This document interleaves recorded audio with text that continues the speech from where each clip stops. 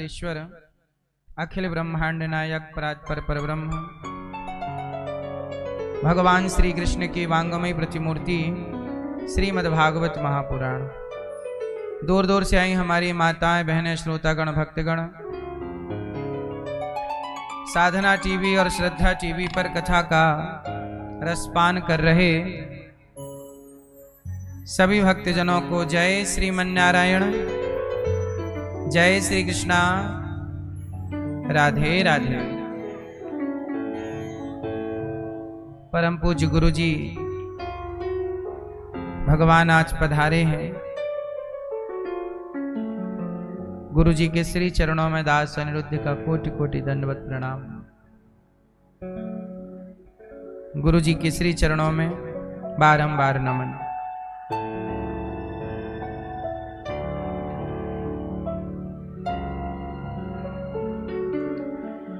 पावन सी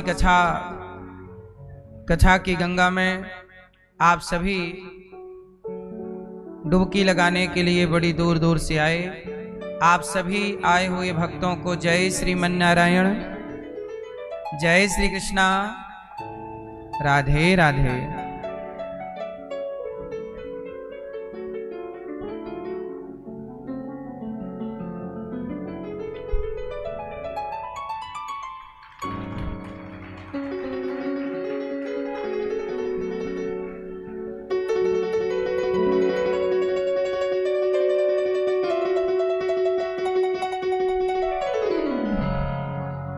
आप सभी आए हुए सभी भक्तों को जय श्री कृष्णा, जय श्रीमन्नारायण, जय गौरी गोपाल।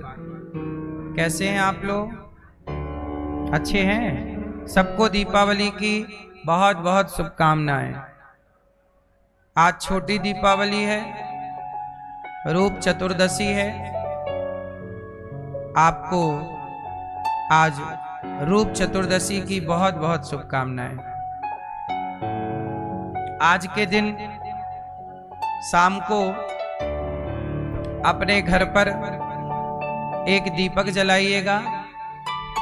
जो दीपक चारों ओर देख रहा हो, अर्थात चारों एक ही दीपक में चार बाती, उसे जला करके दक्षिण दिशा में रखिएगा और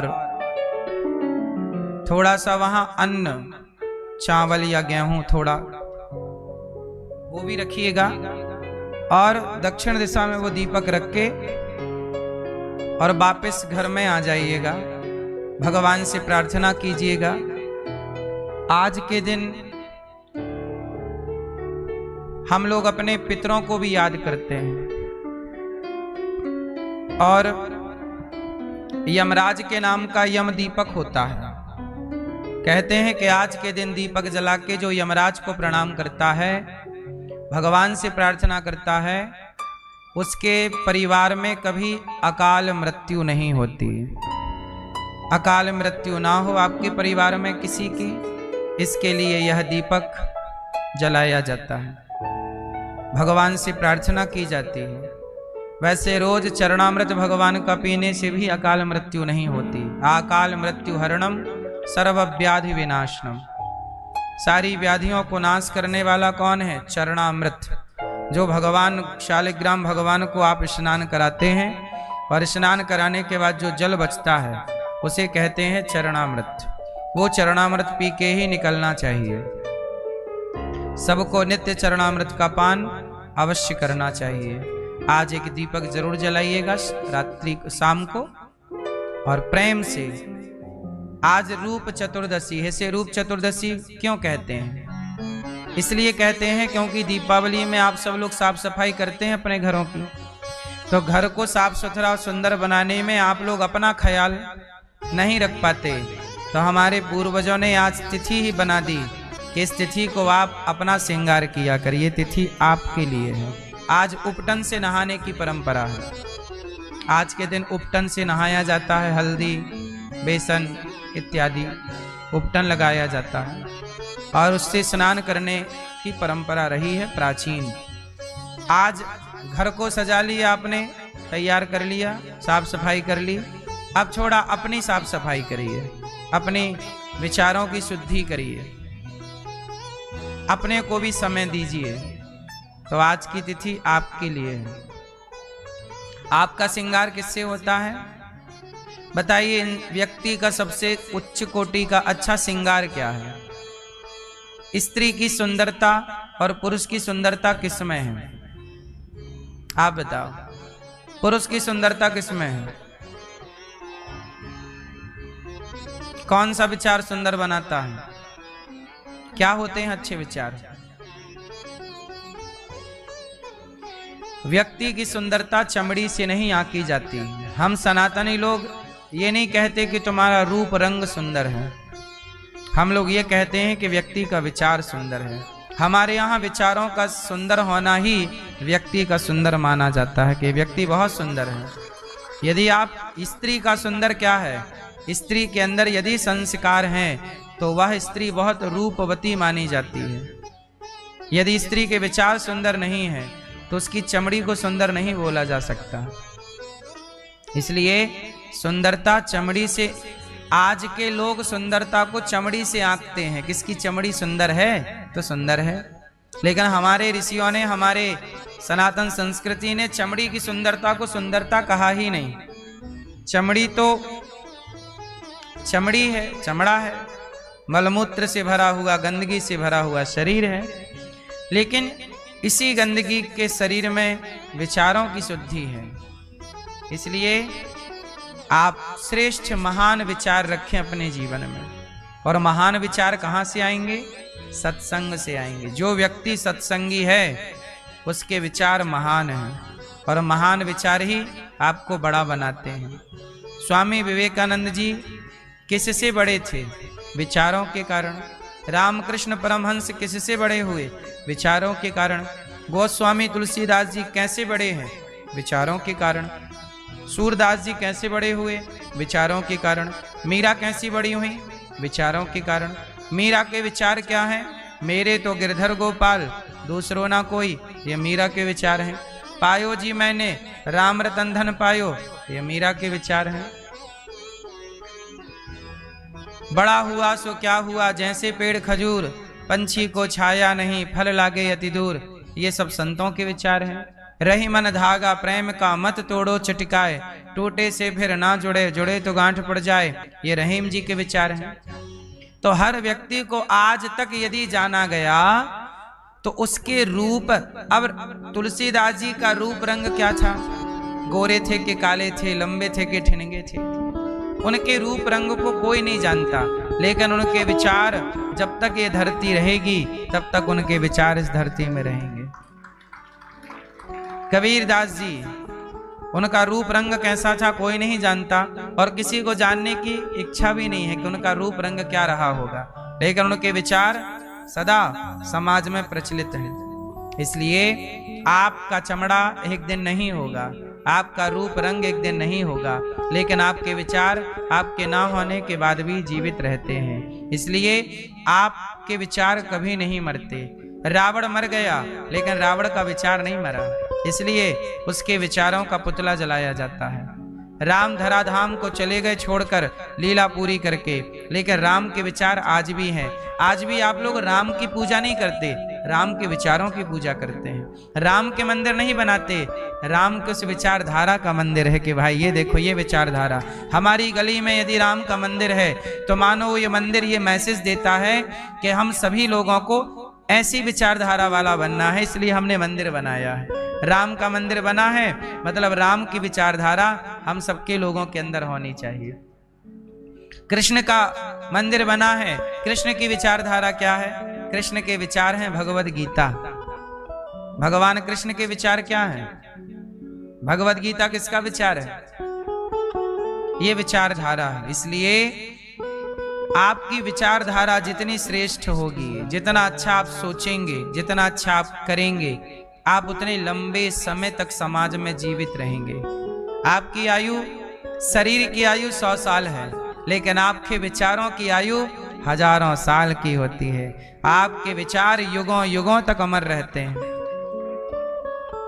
बोलो हाँ। विचार अच्छे भी हो सकते हैं और विचार बुरे भी हो सकते हैं। बुरे विचार वालों को भी लोग याद करते हैं। याद तो रावण को भी किया जाता है, याद तो कंस को भी किया जाता है, याद तो दुशासन और दुर्योधन को भी किया जाता है। ये सारे लोग बुरे विचारधारा वाले लोग हैं। तो यादें, अच्छी विचारधारा की भी यादें रह जाती हैं और बुरी विचारधाराएं भी याद रह जाती हैं। अब आपको ये सोचना है कि हमें लोग अच्छाई से जाने या बुराई से जाने। ये आपका अपना डिसीजन है कि आप अपने आप को अच्छाई से जनाना चाहते हैं या बुराई से, क्योंकि दोनों को जाना जाएगा, बुराई को भी जाना जाएगा, अच्छाई को भी जाना जाएगा। इसलिए विचार महान रखिएगा, सोच अच्छी रखिएगा। जो व्यक्ति अच्छा सोचता है वो व्यक्ति अच्छा करता है। जो व्यक्ति अच्छा करता है उसी को समाज अच्छा मानती है। जो व्यक्ति गलत सोचता है, आप गलत सोच रहे हैं तो एक दिन आप गलत करोगे जरूर। व्यक्ति जो सोचता है ना वो हो जाता है। मैं जैसा सोचता हूं मैं वैसा हूं, आप जैसे सोचते हैं आप वैसे हैं। आपकी सोच आपका निर्माण करती है। क्यों ये बात सही है? इसलिए अच्छा सोचना चाहिए, आप अच्छे बनेंगे। आप बुरा सोचेंगे, आप सोचो कि मैं फांसी लगा लूं, फांसी लगा लूं, आप एक दिन फांसी जरूर लगा लेंगे। और आप यदि सोचेंगे कि मैं किसी को भोजन कराऊं, किसी को भोजन कराऊं, जरूर आप किसी को भोजन कराओगे, जरूर आप किसी का भला करोगे। आप सोचेंगे कि मैं गरीब हूं, मैं गरीब हूं, मैं गरीब हूं, मैं गरीब, आप सदा गरीब ही रहेंगे। और आप सोचिए कि मैं अमीर हूं, मैं बड़ा हूं, मैं अच्छा हूं, मैं ठीक हूं, संपन्न हूं, मुझे और आगे बढ़ना है, मैं जहां हूं बढ़िया हूं। यदि आप संतुष्टि से आगे बढ़ें तो आप तरक्की कर पाओगे। व्यक्ति पहले अपने सोच को ठीक करे। हम अपनी सोच बेहतर कर देंगे, हम अपने आप ठीक होने लग जाएंगे। इसलिए हमारी सोच को बेहतर कौन बनाएगा? भागवत जी बनाएंगे। इसलिए हमारे महाबली यादव जी और श्रीमती इंद्रावती यादव जी आप आए हैं और मुंबई से आप आए हैं और कथा सुन रहे हैं। तो आप कथा सुन रहे हैं तो क्या सुन रहे हैं? 7 दिन तक आपके भीतर अच्छे अच्छे विचार प्रवेश करेंगे और जब अच्छे अच्छे विचार जाएंगे तो आप अपने आप अच्छे हो जाएंगे। एक गिलास में गंदा पानी भरा है, एक गिलास में गंदा पानी भरा है। बताओ उस पानी को साफ करना हो तो क्या करेंगे? उसे पलटा नहीं सकते आप, तो क्या करेंगे? एक गिलास में गंदा पानी है, उसे साफ करना है, बताओ कैसे करोगे? आप बताओ, हैं? आप बताओ कैसे साफ करेंगे उसे? है कोई उपाय कि नहीं? हैं? गंदा पानी आप ऐसे पलटा के नहीं निकाल सकते। हाँ, एक गिलास में गंदा पानी है, आप साफ पानी डालते रहिए, कंटिन्यू करना पड़ेगा। कंटिन्यू आप साफ पानी डालते रहिए, अपने आप गिलास का पानी साफ हो जाएगा। यदि आपके मन में गलत विचार आ गए हैं, गलत थॉट चल रहे हैं, तो आप अच्छे विचार भरते रहिए, अपने आप बुरे विचार समाप्त हो जाएंगे। अच्छे विचारों से बुरे विचार नष्ट हो जाते हैं। जैसे बुरा पानी, गंदा पानी अच्छे पानी से अपने आप समाप्त हो जाता है, ऐसे। अब आप लोग क्या करते हैं? गिलास में पानी गंदा है, आपके विचार गंदे हैं, लेकिन आप सही विचार नहीं भरना चाहते और गंदगी लाते हैं और गंदा गंदा सोचते हैं, इसलिए आप गंदे हो जाते हैं। यदि आपके अंदर गंदगी है, गंदे विचार हैं, तो कोई बात नहीं। इस धरती पे ऐसा कौन है जिसके मन में गंदे विचार ना आते हो, गंदे ख्याल ना आते हो? सबके मन में आते हैं, लेकिन सही विचारों से उन गंदे विचारों को समाप्त, जैसे अंधकार को प्रकाश से दूर किया जा सकता है, अंधकार को प्रकाश से समाप्त किया जा सकता है। यदि बीमारी है, समस्या है, तो समाधान भी है। आपको समस्या तो पता होती है पर समाधान पता नहीं होता, इसलिए हमें समाधान की ओर बढ़ना चाहिए। और समाधान कहाँ है? समाधान चाहते हो जीवन का तो श्रीमद् भगवद गीता पढ़ो, रामचरितमानस पढ़ो, सत्संग करो। हर समस्या का समाधान सत्संग में है, इसलिए सत्संग करते रहो। आप पॉजिटिविटी से भरते रहेंगे। जो व्यक्ति पॉजिटिविटी से भर जाएगा उसके भीतर की नेगेटिविटी, नकारात्मकता रिलीज हो जाएगी, समाप्त हो जाएगी। इसलिए कहता हूं कि आप थोड़ा ही सही, एक घड़ी आधे की पुनियाद, तुलसी चर्चा राम की हरहि कोटि अपराध। थोड़ा ही सही सत्संग जरूर किया करो, सत्संग जरूर करना चाहिए। सत्संग से व्यक्ति उत्साह से भर जाता है, पॉजिटिविटी से भर जाता है। इसलिए हमारे श्री महाबली यादव जी कथा सुन रहे हैं। आपकी बेटियां अनीता रविशंकर यादव जी, अनीता कहाँ हैं? अनीता जी, मनीषा जी, विचेंद्र यादव जी, अंजू और अजय यादव जी, आप भैया जी की और मैया जी की बेटियां हैं 3। स्वर्गीय पिता माता प्रसाद यादव जी की पुण्य स्मृति में आप विष्णुनगर चैम्बूर मुंबई महाराष्ट्र से आए हैं और कथा की गंगा में डुबकी लगा रहे हैं। यादव परिवार के लिए तालियां बजाकर अभिवादन करें इनका। आप लोग भी भागवत सुनिएगा जरूर। जीवन में कुछ हो ना हो पर भागवत जरूर सुनना चाहिए। जब आप 7 दिन भागवत सुनते हैं ना, तब आपको लगता हाँ हमने ठीक किया है। जीवन में बड़ी संतुष्टि मिलती है भागवत सुन के। आप भी अपने माता पिता को भागवत सुनवाइए। अभी 25 अक्टूबर से भागवत जी के पोथी पाठ यहाँ होंगे। आप लोग भी अपने माता पिता को भागवत सुनवा सकते हैं, उनके नाम से पोथी पाठ करा सकते हैं। जाने अनजाने में कोई पाप हो जाता है हम सबसे, तो उस पाप से मुक्ति कैसे मिलती है? भागवत से। अंधकार है तो कैसे जाएगा? प्रकाश से।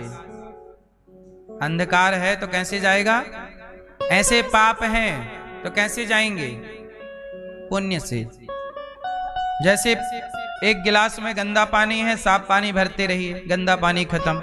ऐसे जीवन में पाप ही पाप हैं, तो पाप खत्म करना है तो क्या करें? पुण्य भरिए, पुण्य भरते रहिए, पुण्य करते रहिए। उस पुण्य से पाप समाप्त हो जाता है। ऐसे ही आदमी पाप करता है और डर जाता है, मैं पाप कर चुका, क्या करूं? पुण्य करिए ना साहब। यदि पाप अपना फल देगा तो पुण्य आपका साथ देगा, पुण्य आपको मजबूती देगा। पुण्य क्या करता है?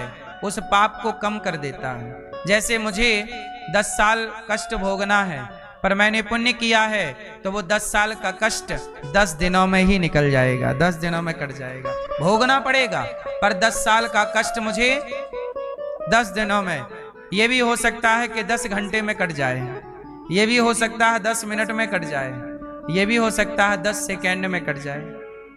कई बार आपने देखा होगा सपना देखते हो, सपने में आप देखते हो कि आप मर गए। आपका क्या होता है? आप मर जाते हैं सपने में। कोई ने आपको मार दिया, आप गिर गए, मर गए। क्या था ये? आपने ऐसा सपना क्यों देखा कि आप मर गए? कई बार देखते हैं ना, अपने सपने में अपनी मौत देखते हो आप। कई बार बोलो हाँ। कई बार अपने को चिता पे जलता हुआ देखते हो, कई बार अपने को आप पानी में डूबता हुआ देखते हो, कई बार आप अपने को भागता हुआ देखते हो कि शेर खा रहा है, कोई जंगली जीव खा रहा है, या कोई आपको मार रहा है। ऐसे कुछ उल्टे सीधे सपने हम लोग देख ले। कई बार हम देखते हैं कि हम मर गए।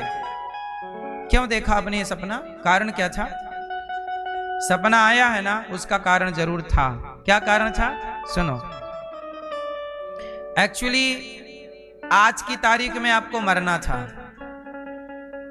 आज की तारीख में आपको, आज आपकी मौत थी, मृत्यु थी, परंतु आपने पुण्य किया।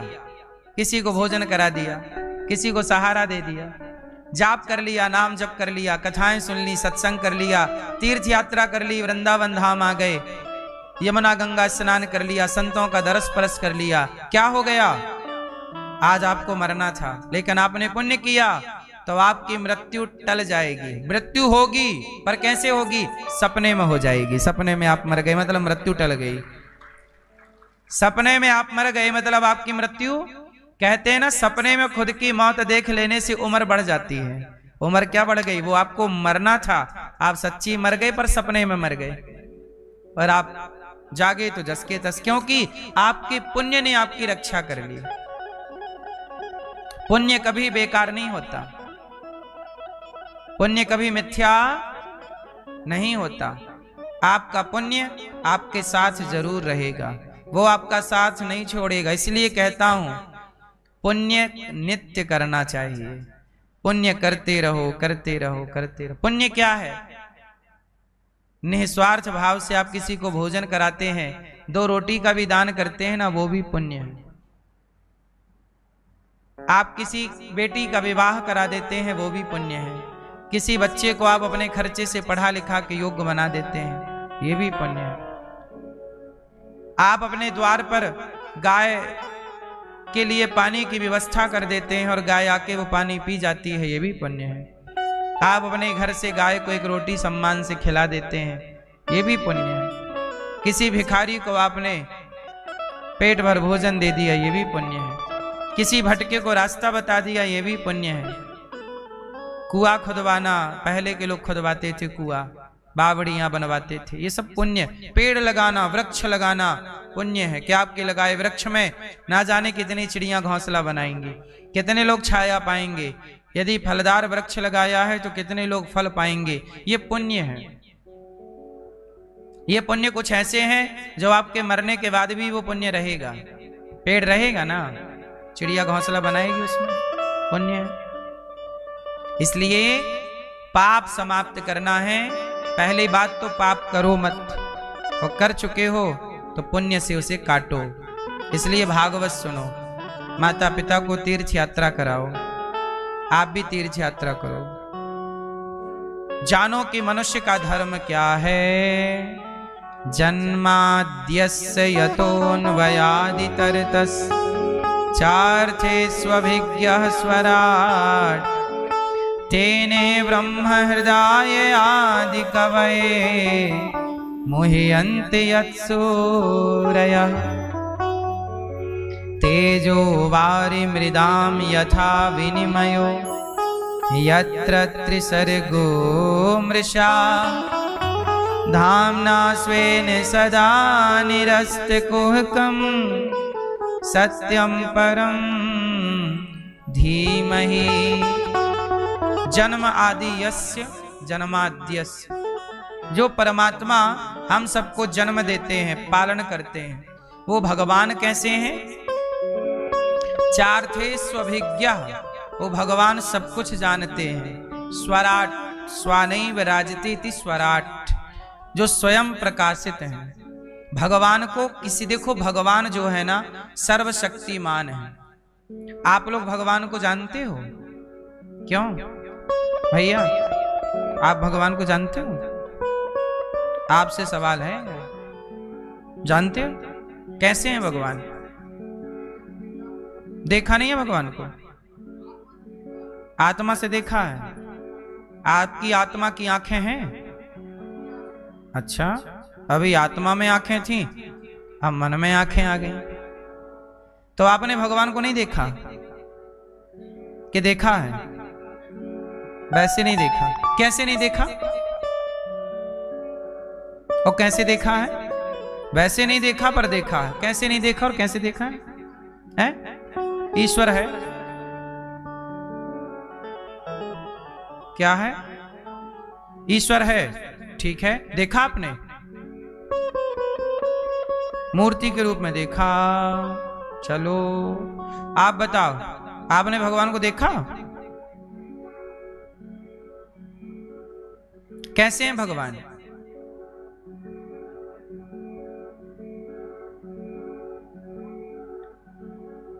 क्यों? बहुत सारे रूप हैं भगवान के, सही है। अनेक रूप रूपाय विष्णवे प्रभु। भैया, आपने भगवान को देखा है?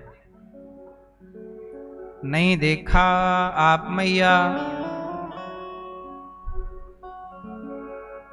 आपने भगवान को देखा है?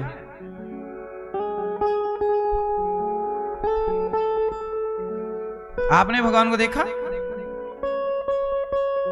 आपने मैया कैसे देखा? मन से। आपने आंखों से नहीं देखा ना, मन से देखा। अच्छा,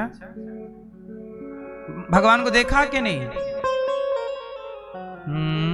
ये मैया बताएंगी, हमारी पीली मैया। आपने भगवान को देखा मैया? हाँ या ना? देखा कि नहीं? ये आप बताओ। बैठे बैठे देखे हैं, महसूस किए हैं, देखे हैं कि महसूस किए हैं? कैसे हैं भगवान? सुंदर हैं। भगवान को आपने देखा है? नहीं देखा? आपने देखा होगा।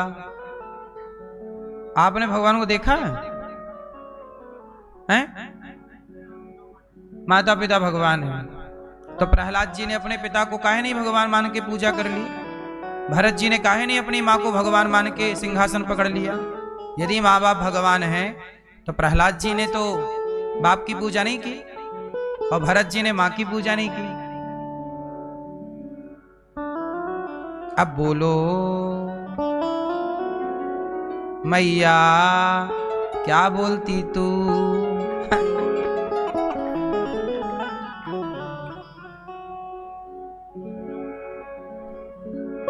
मैया आपने भगवान को देखा है?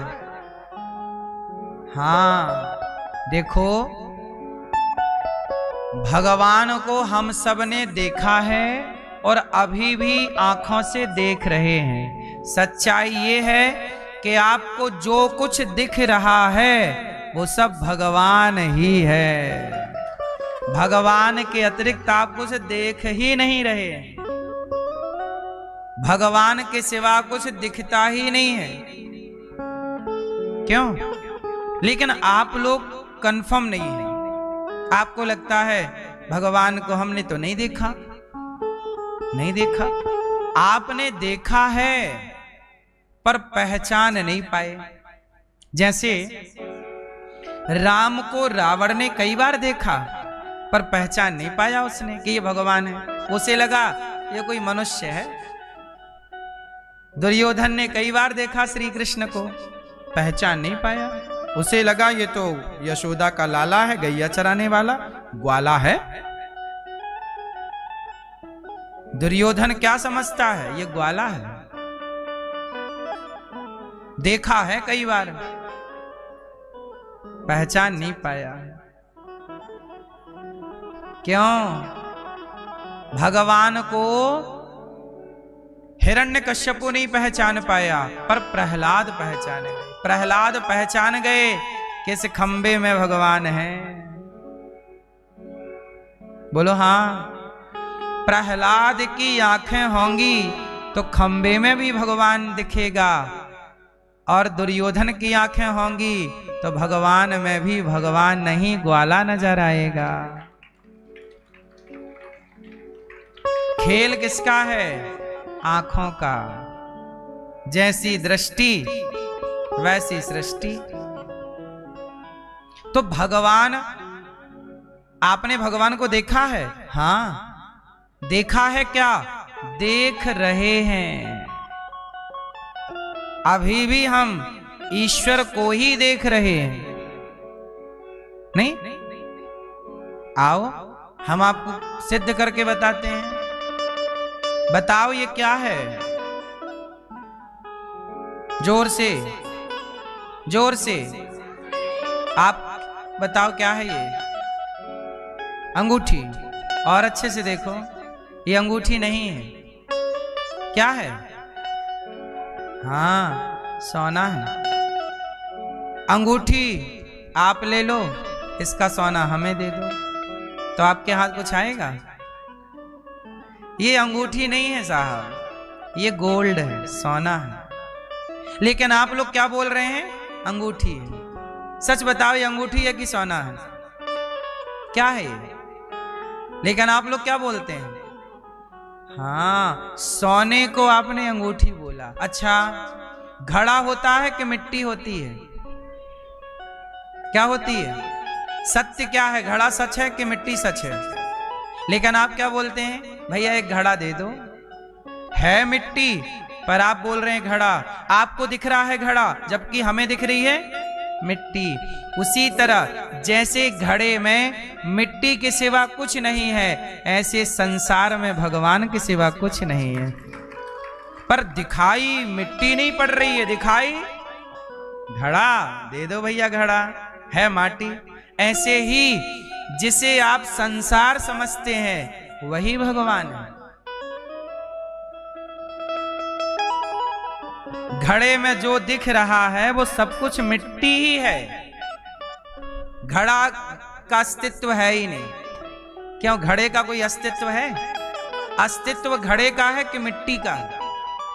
उत्तर दो, किसका अस्तित्व है? हाँ, घड़े की कोई सत्ता है ही नहीं, घड़ा होता ही नहीं है। होती तो मिट्टी है, मिट्टी के एक आकार को घड़ा बोला जाता है। यदि उस आकार से मिट्टी हटा ली जाए तो अपने घड़े का कोई अपना रूप रंग नहीं है, क्या है? नहीं है ना। जैसे मिट्टी ही सत्ता में है पर व्यवहार में घड़ा बोला गया, उसी तरह ईश्वर ही सत्ता में है पर व्यवहार में उसे स्त्री पुरुष पेड़ पौधा दिन रात संसार नदी तालाब पेड़ पौधे धूल कण मिट्टी पत्थर बोला गया। है कौन? क्यों? भगवान के सिवाय संसार में कुछ है? अच्छा बताओ, अग्नि है कि नहीं? आग बोलो। हाँ, आग कौन है? परमात्मा का ही स्वरूप है। 5 तत्व होते हैं ना, बोलो। हाँ, पांचों के नाम बताओ आप। पृथ्वी बोलो, पृथ्वी जल वायु अग्नि आकाश। ये 5 तत्व जो हैं, पृथ्वी जल वायु अग्नि आकाश, ये 5 तत्वों में कौन भास रहा है, कौन दिख रहा है? हवा के रूप में है कौन? आग के रूप में है कौन? जल के रूप में है कौन? आकाश के रूप में है कौन? पृथ्वी के रूप में है कौन? वही तो है। उसी की गोद में तो आप बैठे हैं और बोल रहे हैं कि हमने भगवान को नहीं देखा। उसकी सत्ता के सिवा तुम्हें दिख क्या रहा? हमें तो नहीं नजर आ रहा कि उसके सिवा भी कुछ है। आप बताओ, क्या इस संसार में इस जगत में ईश्वर के सिवा कुछ है? उत्तर दो, बोलो मेरी मां। है? आप सिद्ध करो कि ईश्वर के सिवा कुछ है। 5 तत्व हैं, इन्हीं से सब कुछ बना है। हम किससे बने हैं? 5 चीजों से, पृथ्वी जल वायु अग्नि। और ये 5 तत्व को ही भगवान कहते हैं। बोलो भगवान, बोलो भगवान। भगवान शब्द कितने अक्षर हैं इसमें? भा मतलब भूमि, गा मतलब गगन, वा मतलब वायु, आ मतलब अग्नि, ना मतलब नीर।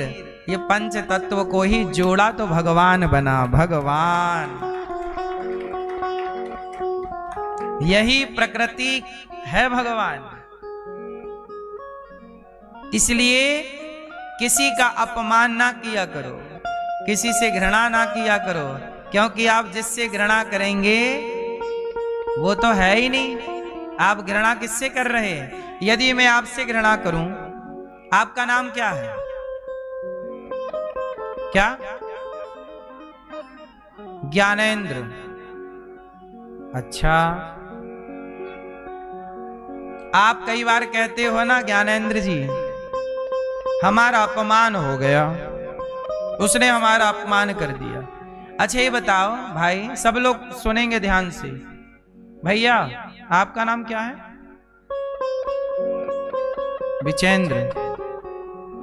तो भैया ये बताओ, कई बार आपका अपमान होता है ना, कोई अपमान कर, बैठ जाइए, अपमान करता है, आप कहते हो मेरा अपमान हो गया, कहते हो ना? सारे लोग कहते भाई मेरा अपमान कर दिया उसने, मेरा अपमान। अच्छा ये बताओ, अपमान हुआ किसका? मेरा अपमान हुआ। तो मेरा अपमान हुआ तो बताइए, इस शरीर में मैं कहां हूं? आपके शरीर में आप कहां हैं, जरा ढूंढ के बताइए। अपमान किसका हुआ? मेरा। तो मैं कहां हूं? इस शरीर में। ये तो मेरा हाथ है, तो हाथ का अपमान हुआ नहीं। आंख का अपमान हुआ क्या? बोलो। कान का अपमान हुआ क्या? पांव का अपमान हुआ क्या? मेरे पेट का अपमान हुआ क्या? मेरी पीठ का अपमान हुआ क्या? मेरी रीढ़ की हड्डी का अपमान हुआ क्या? मेरे लीवर किडनी का अपमान हुआ क्या? मेरे शरीर के किसी भी अंग का आपने तो अपमान किया नहीं। तो बताओ अपमान किसका हुआ? किसका अपमान किसका होता है? आप बताइए जरा। बैठे बैठे खड़े ना होइए, कष्ट ना करो, बताओ अपमान किसका?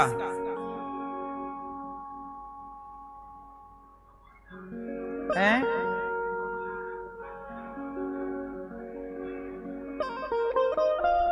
क्यों भाई साहब, ये अपमान किसका हुआ है? किसका? अहंकार। ठीक है, कुछ गहरे पहुंचे तुम। अपमान किसका हुआ? सम्मान किसका होता है? शरीर का सम्मान, शरीर का अपमान। लोग कहते ना मेरा अपमान हो गया, मुझे बड़ा बुरा लगा। किससे बुरा लग रहा है? आंख को कि कान को कि मुंह को कि पेट को कि पीठ को? किसको बुरा लग रहा है? आप इस शरीर में सोचिए, ये शरीर अलग है और आप अलग हैं। आप इस शरीर में रहते हैं। ये शरीर है मोबाइल की तरह, ये शरीर है मोबाइल की तरह और आप हैं सिम कार्ड की तरह। जैसे मोबाइल में सिम रहती है, ऐसे इस शरीर में आप रहते हैं। तो मैं आप लोगों से यह जानना चाहता हूं कि शरीर में आप कहां रहते हैं? कहां हो आप? भैया आप कहां रहते हो इस शरीर में? आप मेरा अपमान हुआ तो मैं कहां हूं इस शरीर में? मैं कहां हूं? नहीं ढूंढ पाए? जो खुद को नहीं तलाश पाएगा वो भगवान की तलाश क्या करेगा? इसलिए खुद को तलाशी। हाँ बताओ आप कहां रहते हैं? आत्मा में रहते हैं। अरे आत्मा आप में रहती है, आप आत्मा में नहीं रहते। आत्मा इस शरीर में रहती है। आप कहां रहते हैं? आप कौन हैं? चलो चलो छोड़ो, इतना जटिल सवाल ना पूछें आपसे। चलो सीधा सीधा बात करते हैं। आप कौन हैं? मैं कौन हूं? बताओ मैं कौन? आप कौन हो भैया? आप कौन हैं?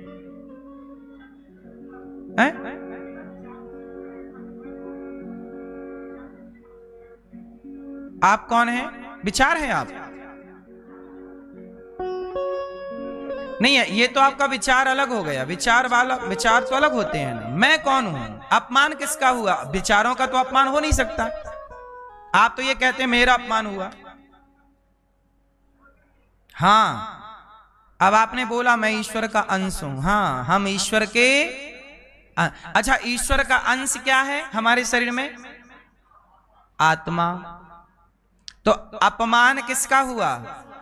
आत्मा का। गीता में लिखा है आत्मा का अपमान सम्मान सुख दुख होते ही नहीं है। अब बताओ अपमान किसका हुआ? सुनो, इतना परेशान होने की जरूरत नहीं है। ये बताओ रस्सी में कई बार सांप दिख जाता है। सवेरे सवेरे अंधेरा लगा हो, 5 बजे आप जाग गए और रस्सी पड़ी और आपने देखा शाम को 6 बज गए हैं, सूर्य अस्त हो गया, हल्का हल्का धुंधला धुंधला उजेला है और रस्सी पड़ी और अरे सांप सांप सांप सांप सांप। तो आपने रस्सी को क्या समझ लिया? जोर से। अच्छा रस्सी को सांप आपने क्यों समझा? जरा इस प्रश्न का उत्तर दीजिए। कई बार आप लोग रस्सी को क्या मान लेते हो? सांप। क्यों? क्यों? क्योंकि सामने अंधकार है। यदि आपके हाथ में टॉर्च होती, आपके सामने प्रकाश होता, तो आप रस्सी को कभी सांप ना समझते, आप रस्सी को रस्सी समझते। चूंकि अंधकार था, प्रकाश का कोई साधन नहीं था, तो आपने रस्सी को सांप समझ लिया। लेकिन जब आप दीपक जला के लाए और ध्यान से देखा, आपका डर समाप्त हो गया, रे तो रस्सी पड़ी है। तो रस्सी में सांप कब नजर आता है? जब अंधकार हो। अपमान कब नजर आता है? जब अज्ञान हो। अज्ञानी का अपमान होता है, ज्ञानी का कभी अपमान होता ही नहीं है। तुम हमें लाख गालियां दो, हमारा अपमान ना होगा। अपमान उसका होता है जो अज्ञानी है। अज्ञानी शरीर को ही अपना जीवन मान ले, शरीर को ही मैं मान लेता है। जो शरीर को मैं मान चुका है वो अपमान को महसूस करता है, वो सम्मान को महसूस करता है। लेकिन जो उस आत्म तत्व ईश्वर में प्रतिष्ठित हो चुका है, ईश्वर में लीन हो चुका है, उसके ध्यान में, जिसे ये ज्ञान हो चुका है कि मैं हाड़ मांस का एक पुतला हूं, इस हाड़ मांस के पुतले में एक आत्मा जैसी शक्ति ईश्वर की भेजी रहती है और मुझे काम करना होता है, अच्छा या बुरा। मैं क्या कमा रहा हूं? मैं अच्छा कमाऊं, अच्छा करूं, अच्छा करूं, क्योंकि आज ये शरीर काम कर रहा है, एक दिन ये शरीर काम नहीं करेगा। जब तक काम कर रहा है कमा लो। राम नाम की लूट है, लूट सके तो लूट। आपको 5 साल का मौका मिला है, जा बेटा 5 साल में कर ले काम, चाहे अच्छा कमा चाहे बुरा। अब आपकी मर्जी कि आप पुण्य कमाओ या पाप कमाओ। ऐसे ही 50-100 साल का जीवन दिया है, चाहे अच्छा कमा लो चाहे बुरा। तो भैया जो व्यक्ति ये जान गया कि मैं संसार में आया क्यों हूं, ईश्वर को पाने आया हूं, भले काम करने आया हूं, मैं नहीं उलझता इस अपमान में, इस सम्मान में। अज्ञान नष्ट हो गया तो अपमान नष्ट हो गया। अपमान आपका हुआ मतलब आप अज्ञानी हैं। आपने कहा कि मेरा सम्मान, मतलब आप अज्ञानी हैं। जो व्यक्ति अपमान सम्मान से ऊपर उठ जाता है ना, वही सत्य को पहचान पाता है। यदि आप अपमान सम्मान की बेड़ियों में बंधे हैं तो आप मेरी बात नहीं समझ पाएंगे। मेरी बात उनको समझ में आएगी जो अपमान और सम्मान के बंधन से मुक्त हो चुके। यदि आप इन बंधनों में बंधे हैं तो आपके पल्ले मेरी बात नहीं पड़ेगी। सबके बस की बातें बोलो नहीं है। इसलिए गुण दोष दृशिर दोषः, गुण और दोष। यदि आपको किसी में दोष दिखता है तो आप अभी अज्ञानी हैं। आप में किसी का, आपके अंदर आप किसी का दोष देखते हैं मतलब आप अज्ञानी हैं। आपको दोष दिखाई पड़ रहा है ना, अरे ये बुरा है। यदि आपको किसी की बुराई नजर आ रही है तो आप अज्ञानी हैं। आप किसी व्यक्ति में गुण देख रहे हैं तो आप अज्ञानी हैं। फिर ज्ञानी क्या है? अरे गुण किसी व्यक्ति में नहीं होता, उस व्यक्ति के द्वारा परमात्मा कुछ काम विशेष करा लेते हैं, वो गुण भगवान का है। जो उस व्यक्ति में भी ईश्वर का दर्शन कर ले वह ज्ञानी। चलो एक आखिरी तर्क के साथ इस प्रसंग को पूरा कर लेंगे। चलो बताओ ये क्या है? आप बताओ भैया। रुमाल, आप बताओ भैया। कपड़ा, आप बताओ। धागा, धागा सही पकड़े। और बताओ क्या है मैया? कपास। देखो ये ज्ञान का स्तर है। आप कहां तक देख सकते हैं, कहां तक सोच सकते हैं। अब बताओ, किसी ने इसे रुमाल कहा, किसी ने इसे धागा कहा, किसी ने इसे कपास कहा। बताओ आप सही कह रहे हैं कि गलत कह रहे हैं? सब लोग सही कह रहे हैं, पर कह रहे हैं अपने अपने विवेक से। जिसका जितना नॉलेज, जितना देख पाता है उतना बोलता है। कई बार आप अपना देखा हुआ सच मान लेते हो, मैं जो कह रहा हूं वो सच है। नहीं, जितना आपने देखा उससे आगे भी कुछ हो सकता है, क्योंकि आपने देखा नहीं तो आपने जितना देखा आपने उतने को सच मान लिया। ईश्वर भी इसी तरह है। ईश्वर बहुत बड़े हैं, बहुत बड़ा संसार है ईश्वर का, लेकिन उस परमात्मा का जिसने जितना अनुभव किया उसने उतना बता दिया कि परमात्मा ऐसा है, भगवान ऐसा है। हिंदू ने जितना अनुभव किया हिंदू ने मान लिया कि भगवान ऐसा है। मुसलमान ने जितना अनुभव किया उसने बोल दिया कि हमारा अल्लाह ऐसा है। ईसाई ने जितना अनुभव किया उसने मान लिया ऐसा है। लेकिन जिसने जितना देखा उससे ज्यादा ही परमात्मा था। पूर्ण कौन देखा? राम जाने, सोई जाने जे देहु जनाई, जानत। तो अभी मेरा उत्तर पूरा हुआ नहीं, ये क्या है? किसी ने कहा रुमाल है, चलो मान लिया।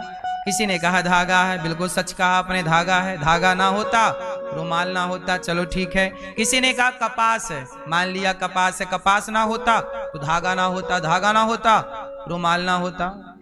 चलो कपास तक बात पहुंची, और बताओ क्या है ये? क्या है? सुई? रुई? रुई तो बोल दिया ना, रुई कॉटन एक ही होता, रुई हो गया। और बोलो क्या है?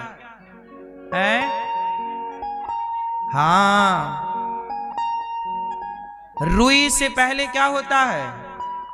रुई लगती है पेड़ पर, पेड़ पौधा होता है। पौधा बोया किसान ने, मतलब किसान ने क्या बोया? किसान ने बोया बीज। तो कुल मिला के ये है बीज। बीज बोया, बीज में हुआ पौधा, पौधे में लगा फल, वो फल है कपास। कपास को खरीदा व्यापारी ने, बनाया धागा, धागा बेचा। कपड़े वाले ने धागा खरीदा, धागे से कपड़े बनाया, कपड़े की थान बनाई, उस थान से काट के किसी ने रुमाल बनाया, किसी ने शर्ट बनाई, किसी ने पैंट बनाई, किसी ने साड़ी बनाई। सही है कि गलत है? मूल में क्या है ये? पुरुषायादि बीजाय परेशाया भी धीमहि। जैसे आपको रुमाल तो दिखाई पड़ा, लेकिन क्या दिखाई नहीं पड़ा? बीज। रुमाल दिखता है पर बीज नजर नहीं आता। उसी तरह जैसे इस रुमाल का बीज है मूल, जड़, उसी तरह हम सबके बीज हैं परमात्मा। पुरुषायादि बीजाय परेशाया भी धीमहि। तो बीज रूप में परमात्मा ही है। आप, ये नजरिया है देखने का, इसलिए जगत दिखता है पर जगत के बीज के रूप में जगन्नाथ नहीं दिखते, पर मूल रूप में वही जगन्नाथ की व्यापकता है। यदि इसका बीज नष्ट हो जाए तो रुमाल नष्ट अपने आप हो जाएगा। बोलो हाँ, ऐसे ही। तो सबके बीज कौन है? भगवान। इसलिए इमारत दिखती है पर इमारत में जो सबसे पहली ईंट रखी जाती है, जिसे नींव की ईंट कहते हैं, वो नजर नहीं आती। ईंट नजर नहीं। अच्छा, इस बिल्डिंग में नींव की ईंट होगी कि नहीं? पहली ईंट, वह नींव की पहली ईंट ही पूरे को थामे है। ऐसे ही है कि सृष्टि का पूरा स्ट्रक्चर जो है भगवान का है। हमें दिखता है पुरुष, स्त्री दिखती है, पर स्त्री पुरुष के बीच में जो मध्य में परमात्मा सृष्टि कर रहे हैं बीज रूप में, वो परमात्मा नजर नहीं आता। इसलिए सिद्ध ये हुआ कि सीय राम मैं सब जग जाने। आप कहते हो भगवान नहीं देखा, हमने, सबने देखा है, बस आपको पहचानना है। तो अब आपको पहचान हमने बता दी कि हर जीव में वही है। इसलिए अपमान किसी का नहीं होता और आप किसी का कर भी नहीं सकते अपमान। हाँ, अज्ञानी हूं मैं तो मुझे लगेगा अपमान हुआ, यदि मैं ज्ञानी हूं तो मुझे आपके अपमान से। अच्छा ये बताओ, हाथी को कुत्ते भौंकते हैं देखकर, भां भां भां भां कुत्ता, क्या हाथी मानता है कि मेरा अपमान हो गया? कोई हाथी की आरती उतारता है, जय गणेश जय गणेश जय गणेश देवा, है ना? तो क्या हाथी को लगता है कि मेरा सम्मान हुआ? ना हाथी सम्मान को समझता है, ना हाथी अपमान को समझता है। इसलिए वो अपनी मस्ती से चलता है। लेकिन आप लोग थोड़ा ज्यादा ज्ञानी हो गए, आप समझने लग गए अपमान क्या है, सम्मान क्या है। काश आप भी अपमान सम्मान को ना समझते तो आप भी सदा अपनी मस्ती में मस्त रहा करते। आपके आनंद को कोई नहीं छीन सकता था। आपका आनंद तब से छिन गया जब से आपको सम्मान अपमान समझ में आने लग गया। इसलिए कहता हूं, सम्मान होता ही नहीं है और अपमान होता ही नहीं, दोनों से ऊपर उठ जाइए, यही ज्ञान है। और इसमें उलझे रहोगे, अज्ञानी हो, इसी में मर जाओगे, फिर 84 में पड़ोगे। पुनरपि जननम पुनरपि मरणम पुनरपि जननी जठरे शयनम। इससे बचना है तो भज गोविंदम गोविंदम भज। मूढ़मते। क्यों आपका अपमान होता है? अब नहीं बोलना कि मेरा अपमान हुआ, ये तुम्हारी अज्ञानता बोल रही है। लोग झगड़ा कर लेते, मेरा मुझे मुझे कह दिया, मैं कौन तेरे मुंह लगे, गधा है तू एक नंबर का।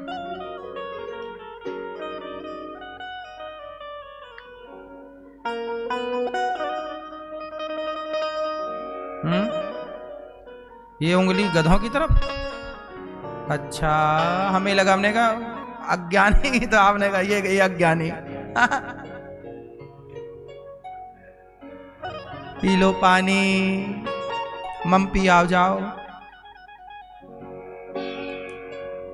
चलो, तो आज हमने एक अध्याय समाप्त किया, किसका? अज्ञान का। तो अब बताओ, आपने भगवान को देखा कि नहीं? भगवान दिख रहे हैं प्रतिमा के रूप में, विग्रह के रूप में, माता के रूप में, पिता के रूप में, स्त्री के रूप में, पुरुष के रूप में, जल के रूप में, हवा के रूप में। जो दिख रहा है वही परमात्मा है। बस मान लो, प्रहलाद को खंबे से भगवान प्रकट होकर दर्शन दिए, क्योंकि वो प्रहलाद उस अज्ञान को लांघ चुके हैं। अज्ञान को छोड़कर उस ज्ञान में स्थित हो गए। जैसे ज्ञान में खंबे में भी ईश्वर का दर्शन संभव है। बोलो हाँ। हाँ, ईश्वर सब में है, यही धर्म है। इस अज्ञान को मिटाओ जल्दी से। इसलिए हमें कोई अपमानित करता है, गाली देता, देखो हम लोग कोई परेशान नहीं होते, देते रहो गाली, करते रहो अपमान, तो हमारा अपमान थोड़ी कर रहे हो। हम कोई है ही नहीं। हमारा अस्तित्व क्या है बताइए? हम कौन है? कुछ भी नहीं। मैं कौन हूं? कुछ भी तो नहीं हूं। मैं ईश्वर की सेवा में एक छोटा सा उनका दास हूं। तो मेरा अपमान क्या करोगे? मेरा सम्मान क्या करोगे? सम्मान करके क्या दोगे मुझे? क्या पाओगे? मेरी आरती उतारना क्या ये सम्मान है? गालियां देना सम्मान है ना?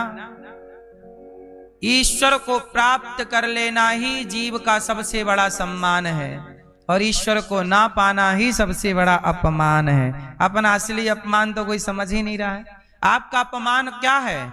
आपने मानव शरीर पाकर ईश्वर को नहीं पाया, यही इस शरीर का अपमान है। पाया, भगवान को पाया ही नहीं, तो ये तो अपमान है। ये अपमान किसी को नजर नहीं आ रहा है। पड़ोसी ने कुछ बोल दिया, वो अपमान है। शास्त्रों का सार क्या है? 4 वेद 6 शास्त्र में बात मिली है 2। दुख दीन है दुख होत है, सुख दीन है सुख होए। आपने बताया नहीं कि आप कौन हैं। अब ये प्रश्न खड़ा ही है, आप कौन हैं? हम कौन हैं? हम जीरो हैं, शून्य।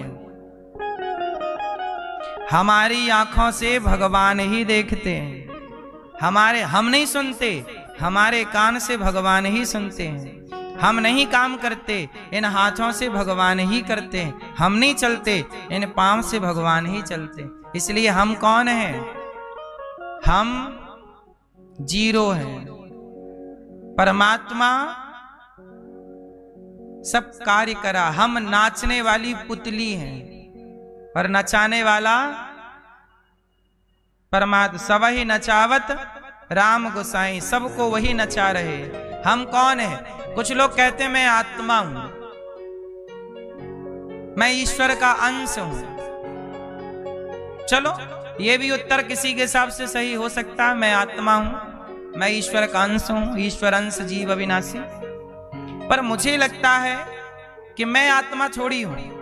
आत्मा तो ईश्वर का अंश है। मैं कौन हूं? मैं और आत्मा अलग अलग हो गए ना। आत्मा तो अलग हो गई ना मैं से। आत्मा थोड़ी बोलती है कि मैं हूं। आत्मा क्यों बोलेगी? मैं बोल रहा हूं कि मैं हूं। तो मैं कौन हूं? मैं का कोई अस्तित्व नहीं है। जैसे घड़े का कोई अस्तित्व है मिट्टी का, पर मांगा जाता है घड़ा, ऐसे मैं का, अनिरुद्धाचार्य का कोई अस्तित्व नहीं है। मैं का कोई अस्तित्व नहीं है, मैं के रूप में परमात्मा का ही अस्तित्व है, घड़े के रूप में मिट्टी का ही अस्तित्व है। इसलिए मैं कौन हूं?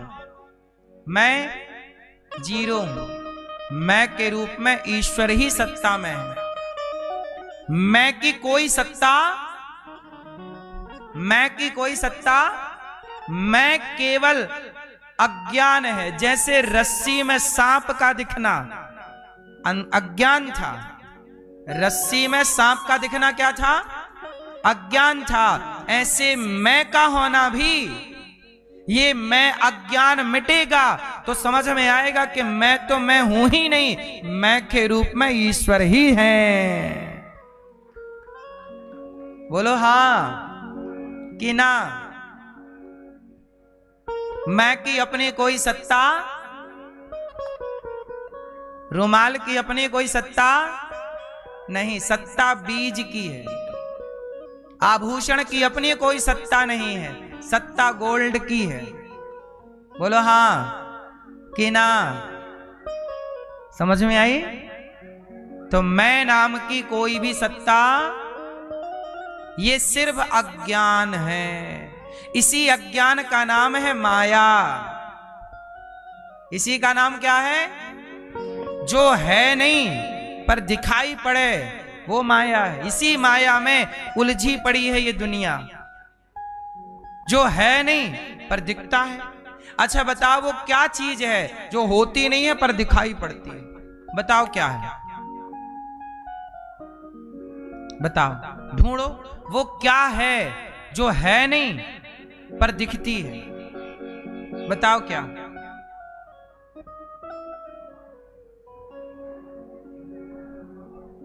क्या है वो? क्या है जो है नहीं पर दिखता है या दिखती है? क्या? हवा? हवा है भाई साहब, क्या बात कर रहे हो? हवा है? हैं? अरे हम क्या, आत्मा तो है ना। हम क्या बोल रहे? जो है नहीं, है नहीं, है ही नहीं पर दिखाई पड़ रही है। क्या? परछाई? परछाई है भाई साहब और दिख भी रही है।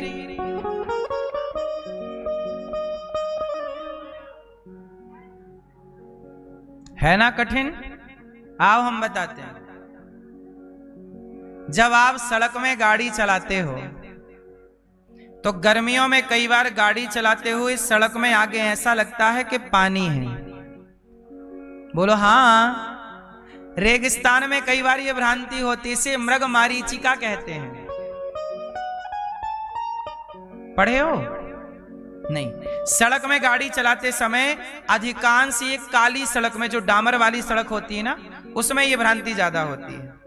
क्यों भाई, हम गलत कह रहे हैं सही कह रहे हैं? सड़क में दूर से गर्मियों में ऐसा लगता है जैसे सड़क में पानी भरा। कभी आप आगे वाली सीट में बैठे हो तो चेक कर लेना, ऐसे लगेगा जैसे पानी दिखता है वहां, पर जाओ तो है नहीं, है नहीं पर दिखता है। यही माया है। मैं नाम की सत्ता है नहीं, पर सारी जिंदगी आपको लगा मेरा अपमान हो गया, मेरा अपमान हो। अब मैं नाम की कोई सत्ता है नहीं पर दिखाई पड़ रही है। यही माया है, जो है नहीं पर दिखाई पड़ रही है, यही माया है। और गीता में भगवान क्या कह रहे? मम माया दुरत्यया, बड़ी प्रबल माया है। माया आप कहते हो, क्यों आपका विवाह हो गया? नहीं, आपका हो गया, पत्नी आपकी है, तो ब्याह हो गया तो पेड़ पौधे से किए हो हैं? बोले ब्याह हो गया पत्नी नहीं है तो काय से? पेड़ पौधों से किए हो। अच्छा सुनो, देखो माया, हम आपको माया समझा रहे हैं। माया क्या है?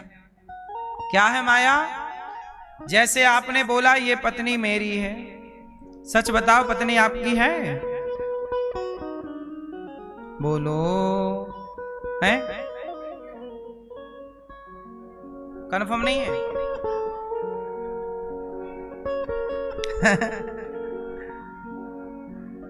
सच्ची है वो, आपकी नहीं है ना। आप किसी के पति हो। कल मैंने इसमें छोटी सी बात की थी, हम किसी के नहीं हैं और ना कोई हमारा है। ये रिश्ते व्यवहार में बोले जाते हैं कि ये मेरी पत्नी है, ये मेरा पति, ये मेरा बेटा है, बोला जाएगा।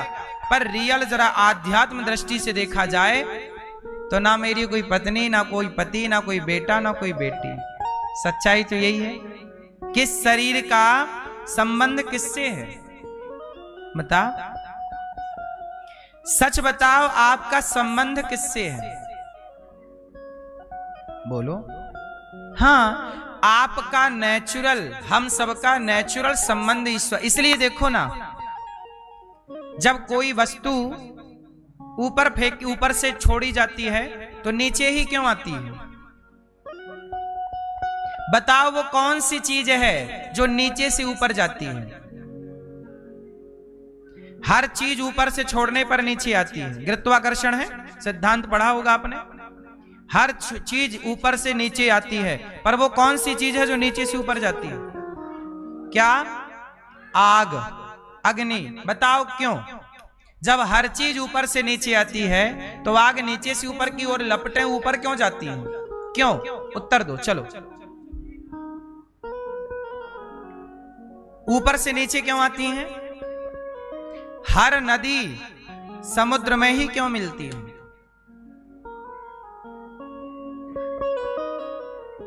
हर नदी ऊपर से नीचे क्यों जाती है, नीचे से ऊपर क्यों नहीं जाती? कारण है। कार्य हो रहा है तो कारण है। आइए इसका विज्ञान समझते हैं, साइंस। ऐसा है कि जो अग्नि है ना, वो अंश है। किसका अंश है? सूर्य का। सूर्य अग्नि का गोला है और आग का अंशी है सूर्य और अंश है अग्नि। तो अंशी हमेशा अंश की ओर भागती है, अंशी की ओर अंश भागता है। बात समझ में आई? पृथ्वी अब जैसे पत्थर है, पत्थर ऊपर फेंको, छालो, नीचे आएगा। क्यों? क्योंकि वह पृथ्वी का अंश है। तो अंश हमेशा अंशी की ओर भागता है। अंशी है पृथ्वी, और धूल, कण, पत्ता, मिट्टी, कुछ भी आप देखो, सब पृथ्वी का ही तो अंश है, क्योंकि पृथ्वी से बना है। नदियां किसका अंश हैं? नदियों में पानी कहां से आया? बारिश से। बारिश ने जो बादल है पानी कहां से ग्रहण करते हैं? समुद्र से। समुद्र का वाष्पीकरण होता है, बादल बनते हैं, बादल बरसते हैं, नदियों में भरता है, नदियां फिर पानी। क्योंकि समुद्र का ही वो अंश था, इसलिए नदियां समुद्र की ओर जा रही हैं। तो ये बात याद रखिएगा कि जो अंश होता है वह अंशी की ओर भागता। अंशी कौन? जैसे पृथ्वी अंशी है और पत्थर अंश है, गंगा अंशी है और बोतल में भरा पानी गंगा का अंश है। जैसे आप लोग भी क्या हो? ईश्वर के। अच्छा, अब आपकी बात करूं तो आप लोग कई बार देखो, जब आप ऊपर से नीचे देखते हो ना तो आपको डर लगता है। बोलो हाँ। जबकि आप आकाश में देखते हो आपको डर नहीं लगता, जबकि ऊंचाई आकाश की ज्यादा है, गहराई खाई की कम थी। बोलो हाँ। लेकिन जब आप नीचे देखते हो तो डर लगता है, ऊपर देखते हो डर नहीं लगता। क्यों? क्योंकि आप अंश किसके हो? बोलो, ईश्वर के। और आपका ईश्वर है उसका संसार, लेकिन ईश्वर का जो मुख्य धाम है वैकुंठ, वो ऊपर है। इसलिए आप अपने अंशी को जब देखते हो तो आपको डर नहीं लगता। इसलिए मनुष्य ईश्वर की ओर भागता है, कोई डायरेक्ट कोई इनडायरेक्ट। इस धरती पर कौन है जो ईश्वर को नहीं मानता? बताइए। हिंदू ईश्वर को मानता है, मुसलमान भी ईश्वर को मानता है। हाँ, उसकी मान्यता अलग है, अल्लाह के रूप में। मान तो वो भी रहा है कि कोई ईश्वर है।